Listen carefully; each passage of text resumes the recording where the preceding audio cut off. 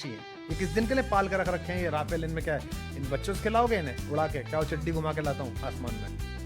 ये इसी दिन के लिए है कि बताओ तमीज में रहो, पड़ोस में रहना, तमीज में रहो। पहले भी तो ऐसे ही किया था। क्या किया था मैडम गांधी ने? कितनी गाली दे लीजिए मैडम गांधी को, क्या किया था उसने? यही तो किया था, बदतमीजी कर रहे थे। उसने कहा बदतमीजी नहीं करने दूंगी। और उस समय तो निक्सन था, बिना मिले चली आई थी शेरनी, गई थी यूनाइटेड नेशंस में। नटवर सिंह जी की किताब पढ़िए, one life is not enough, पढ़िए आपने? उसमें लिखते हैं नटवर सिंह कि वहां से आ रहा था कॉल और मैंने पूछा मैडम वहां जाना, तो उन्होंने मुझसे पूछा कि तुम किसके लिए काम करते हो, मेरे लिए कि निक्सन के लिए? बोलो मैंने बहस बंद कर दी, क्योंकि प्रेसिडेंट से क्या जगह से आ रहा था, कम मिल के जाएगी नहीं जाएगी? गई और बिना मिले चली आई, आग दिखा दी।